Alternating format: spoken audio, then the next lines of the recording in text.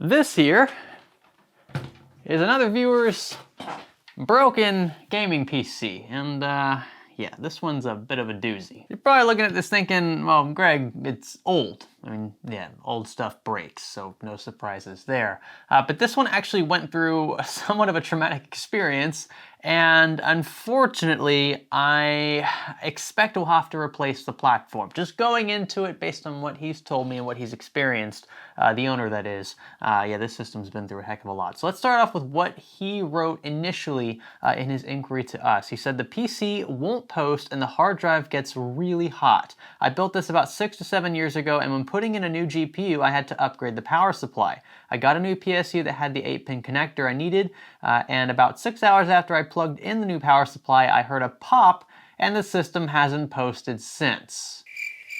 Anytime you hear a pop, it's bad news. He says he's since repurposed the DVD burner, which is why that's not in here. He's also swapped out the graphics card, which is why there's a really small, tiny, weak one in here. And he sent back the power supply that caused the pop, but the computer still won't post with the old PSU back in it, which is, yeah, this old metal thing right here. Frankly, this entire build is a bit of a basket case. Hard disk drive for a boot drive, that's a bit of an ouch in 2022. It's possible, again, that his platform is dead, so we probably will need to swap that out. This power supply definitely needs to be upgraded, as does this case. This case is in really rough shape, and it's a bit dirty as well. So we'll be taking care of as much of it as we can in this video, assuming we can even get it up and running again. We might just have to build him a new one from scratch, but I'm hoping that's not the case. We need to get to investigating. Stay with me. To get rid of that annoying Windows activation watermark, head on over to VIP SCD Key and purchase a Windows 10 Pro OEM key for a fraction of the price of retail. Just use a secure payment method like PayPal, enter your product key into your PC settings window, and say bye-bye to the watermark. And be sure to use our offer code SKGS for a sweet discount. Well, hello there. This is Fix or Flop. If you're not sure what that is, be sure to check out season 1. It's already up, 20 solid episodes you'll probably be interested in. A lot of folks tell me that they love learning from this series, which is that's really great to hear. It's difficult to find new content that hasn't already been tapped into in this space. So being able to fix viewer systems in and around the Orlando, Florida area for free it's one of those things we can kill a lot of birds with one stone. That's awesome. So we can be informative, we can be entertaining as well, and we also get to help out folks in and around the area. Again, the premise here, we don't charge anybody anything for the services that we do, whether it is a deep cleaning that we're talking about or an attempt to fix, as is the case here. Maybe even if you have a console or something like that that's very disgusting, we'll clean that for you for free as well. You just need to live in and around Orlando, and if you want to submit an inquiry, check out the video description. Now, when it comes to things like power surges, where maybe a defective power supply sends power down a wire it shouldn't, I mean, it could take a lot of very expensive stuff with it. That's why it's so important to pick a reliable, solid power supply backed by a very solid, long warranty. And that's where this MSI power supply comes into play. It's a bit heavy, but it's very compact, which I love. So this is the A750GF. We've used it a few times, and this is what I'm going to be upgrading the viewer in his build, just because, yeah, I want that peace of mind as much as he does, I'm sure. We'll be talking more about this unit here in a second. We'll also be upgrading the case. I'll show you that, also from MSI. And then once those two things are taken care of, right, assuming the build is fixable, then we'll just reassemble everything and power it on once more, make sure everything works.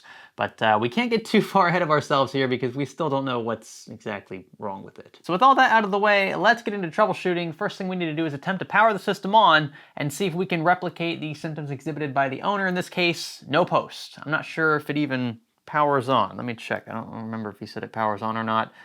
He says it won't post even with the old PSU in it. So I'm assuming it does power on, which, okay, I mean, that's a start, but if we're not getting picture out, oof, that could be a number. It could be a nuked platform, but it could also be this little graphics card here. I'm hoping that it's not that. Even though it's cheap and kind of small and maybe insignificant to some folks, it's still something. It's better than nothing, especially if you don't have integrated graphics processing on board. I'm not sure if this CPU does. It probably does. It's an older Intel chip, but we'll find out. Place your bets, gentlemen. Is this something that will be easy to fix, or do you think it's going to be something much more complicated than that? I'm kind of 50-50 here. It could be something simple, maybe miswired once the new PSU was thrown in. Maybe it did actually take a bunch of expensive stuff with it. You guys hear that?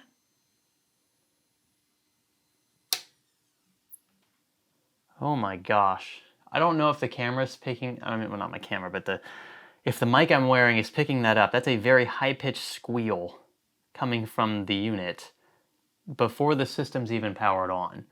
I don't even want to turn this thing on, to be completely honest with you. This sounds very sketchy.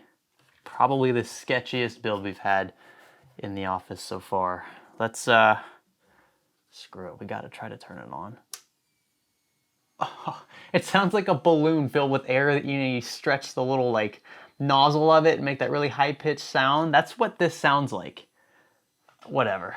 Let's give it a shot. Where's the power button? Is it here?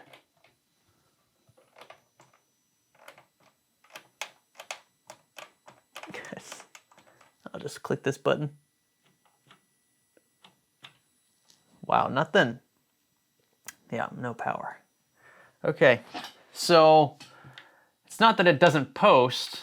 Of course it doesn't post because it doesn't even power on. Now we can see parts of the build illuminate, so I know that some power is being delivered likely via the 24 pin, but other parts of this build, maybe the 8-pin EPS or something along those lines, is just, it's not functioning. That's why the system is flat out not turning on at all. And after unplugging every non-vital connection, attempting to jump the build, that's giving us a whole lot of nothing, as well as clearing the CMOS manually. No power, no boot. So here's what I'm thinking. We checked the obvious, right? Miswiring, potentially, any of that would have removed by disconnecting the non-vital stuff. We only have the 24 pin and the 8-pin EPS connected at this point, and we're still not getting power. So I'm not inclined to believe that it's user error, at least to that extent.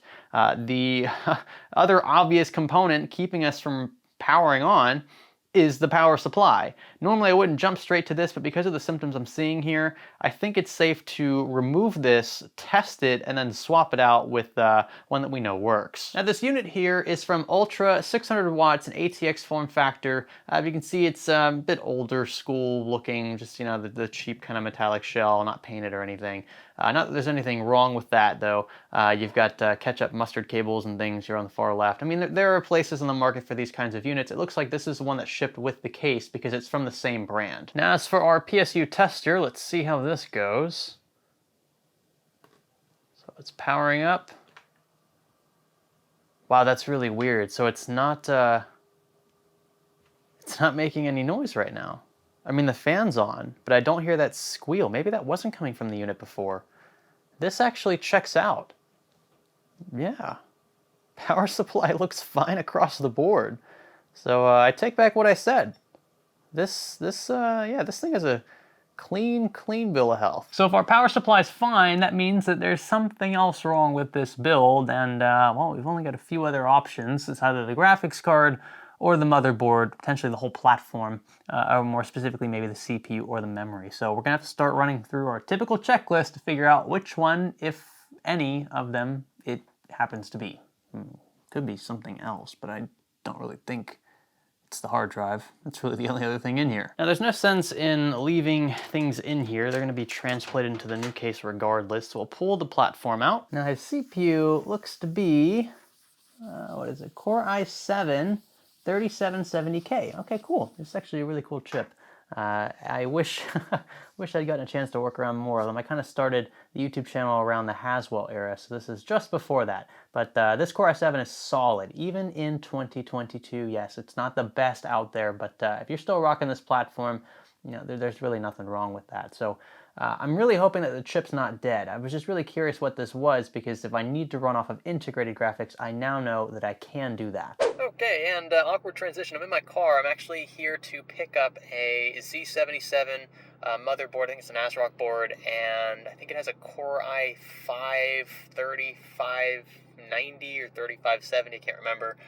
Basically two working components from that platform, from that generation, that I can use to swap with his components so that we can narrow down specifically what's wrong. These are older boards. I don't have these laying around, so that's why I'm here to pick one up, just hoping that it works. There's always a risk of that not being the case. So I've come back the next day with this here, which is actually not the owner's motherboard. Again, like you just saw, I had to go and pick up another Z77 platform. And we need to verify that this works before we start swapping other things out, because it's just going to complicate whatever we're working on if we don't verify that these other parts are in fact fully functional. So we've got, I believe it's a Core i5 3570 in here, 8 gigs of DDR3, and an ASRock Z77 Extreme 4 motherboard. So we're going to put all these to the test first with this power supply, which again, we just checked with our PSU tester. We know that this works. So we're going to plug this, all this stuff into here, and then power it up, make sure that we get a post, and then from there we can start individually swapping components with his platform, because something clearly is wrong there. So with the CPU fan migrated over, we've also got his graphics card in here, just because I have no reason to believe that that is broken. We will, let's see, power the power supply on, and oh, we actually have a dedicated power button on this board. That is super nice. Let's see. Oh, that's a good sign. We've got a Dr. Debug down here. I'll show you that closer up here on camera. But wow, that was quick. Okay, so his board, his platform, the person I bought this from last night, this all works. This is good news. So now what I want to do is remove the Viewers 3770K. It's funny, this is a 3770K, and the one in the build I just bought is a 3570K, so that's a Core i5 variant. This is the Core i7. Let's pull it up from the socket first, and then we can clean up some of this excess thermal compound. I want to be careful just in case the motherboard is still okay. You can see how dirty it is. It definitely needs to be cleaned if it is in fact still functional. Now in cleaning this chip, I don't notice anything in the way of defects. I don't see any issues on the back of it where we see these contact points. Sometimes you'll find little smudges and things that'll actually prevent the system from starting up outright. We've run into that actually in this playlist before. But this one seems very clean, especially after getting rid of the thermal compound. I think it is, well, I'm hoping at least, that it is still okay and that we can migrate this into the new board. So the moment of truth with his new chip. Let's see, power on, and we'll click the power button here. Oh, just realized the fan's not going to spin because of the clip. The cooler's just kind of sitting on top of the CPU. This is only a temporary thing. A few moments later. Yeah, I'm not getting anything on the Dr. Debug LED. That's not good. Oof. That's the only thing we changed was the CPU. Uh-oh. By the way, something I just noticed in this old socket here from the viewer, it looks like damage. I'm not sure. Yeah, look at these little plastic bits just fall apart in this socket. That should not be the case. So we're going to carefully remove these. Let's see. It does look like a couple of pins are pressed a bit further down than they should be. Everything else, though, in here, let's see, is a bit of dust. But no other bent or missing pins, it looks like. So again, very carefully going to clean this up. We'll try to bend these back, and then I'm going to try the working i5 CPU in the viewer's board. Round 3 or 4 or whatever we're at. I still hear the popping.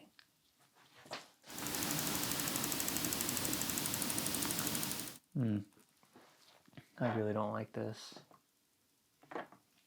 We're still not getting any power. Yeah, looks like the board is bricked. And unfortunately, it also looks like it took the Core i7 with it. So the only other chip that I have to give this person is a Core i5, which is a bit of a downgrade from a Core i7 with hyperthreading to a Core i5 without it. Still going to get 4 cores, but yeah, I mean, all around, just disappointing to find out that both the board and the CPU were toast by whatever happened with that sketchy power supply. Man, I was really hoping to save at least one of them, but they're both bricked. I'm not even sure about this DDR3. I guess we could try it because he has, let's see, how many, it's a single 4 gig sticks. He's actually got 16 gigs, it looks like, of DDR3 in here, albeit from 2 different manufacturers, but still. I only have 2 4 gig DIMMs from the platform I just bought from OfferUp, so I think I'm gonna test these next just to see. So maybe we'll be 1 for 3. Maybe these survived whatever power surge this whole thing experienced. Come on, give me something. Give me a win, a small win. That'd be fantastic. It looks good. Dr. Debug's up. Woo! Okay. Alrighty. Oh, this is oh wow, this is a lot more memory than I thought it was. So 2 of these DIMMs are 8 gig modules, and 2 of them are 4 gigs. So 16 plus another 8, right? So 24 gigs in total. So a bit unorthodox there. You can see, again, 2 different kits of memory in here, but it shouldn't be too big a problem. We can still run dual channel. And wow, I mean, this, it works. So the memory is not dead, but that is the only part of this platform, unfortunately, that is not dead. The CPU and the motherboard are both totally fried. Whew. All right, so now that we have narrowed down what is to blame, there are multiple things to blame, the motherboard and the CPU, and I guess both of those could technically blame that old power supply. It is now finally time to talk upgrades. The first thing I want to do is upgrade this viewer's case because it desperately needs something a bit more modern and something much cleaner. This here is the MSI Gungnir 110R. So this thing has a lot going for it. First off, it has 4 120mm RGB fans included, 3 up front, 1 at the rear, and they're all pre-wired into an included RGB hub. There's a dedicated button, by the way, that'll let you control and cycle through RGB effects with these fans, which is really helpful, especially if you can't wire directly into your motherboard and control via software. Some prefer just the hardwired button anyway. You have a nice basement here with a cutout to see your power supply. You even get a cutout up front to fit up to a 360mm radiator up front, and you can fit extra fans up top, ventilation with a magnetic dust filter. All around, this case reminds me in a lot of ways. I mean, it's very like, it's like a staple mid-tower style. You know, there's really not too much to be afraid of in terms of hardware support. It should be long enough to fit pretty much any graphics card out there, with very few exceptions. There's plenty of cable management space behind the motherboard tray. You get decent airflow on this one, but it could be better, and they do have an option for a perforated front if you want that one instead of this one, which is more of an aesthetic play with the glass up front. 7 PCI slots at the rear. Of course, as I said, it's a mid-tower, and you get a nice transparent left side panel. Now, the next upgrade for this individual is the power supply. Again, courtesy of MSI, this here is the A750GF. So a few things going for it. Let's see if I can name them off the top of my head.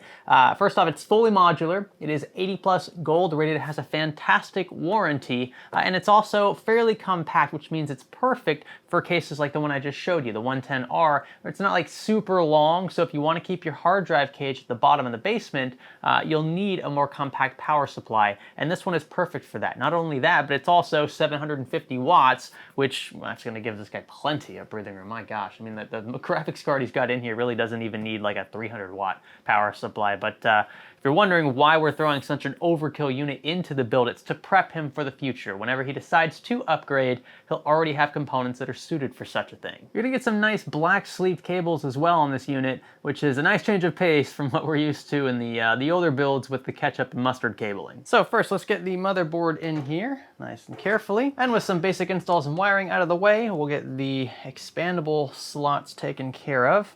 First up here, I think this is it's a Wi-Fi card. We'll slide this in down here. And then the graphics card. This, by the way, I'm curious what this is. I haven't actually, it's an R5450. Yeah, so that's pretty old. We're gonna slot this into the full-length slot up top, and we'll lock these down with some screws. So now I believe this build is ready to be tested. I'm hoping it turns on, because if it doesn't, it's back to square one. That would suck. We only want good news here. We only want good news. Please, please. Now we have a blue LED in there, so let's see if we can sync that up while we're waiting. Yeah, it looks pretty, oh, yes, all right.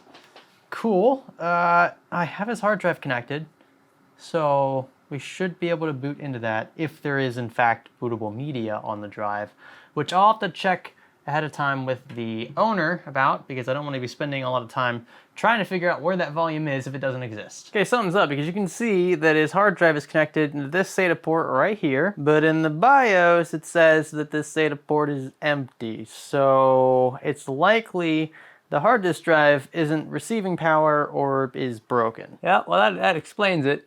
This hard drive is nuked as well, and very quick and dirty way to tell is just by trying to feel There's nothing spinning in this drive.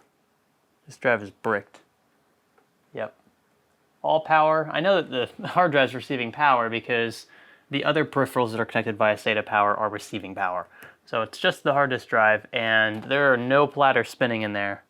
There's nothing going on. Yeah, all right, well, time to upgrade something else. So out comes this old drive, and in goes this SSD. I actually don't think it's a 1 terabyte SSD, so a bit smaller on storage, but significantly faster than what was previously in here. And that also means we need to reinstall Windows. Just one more step in the process. And here we are, finally at the point where this system powers up no problem and has a detectable bootable volume. That's great. Windows 10's on here, and he is good to go now.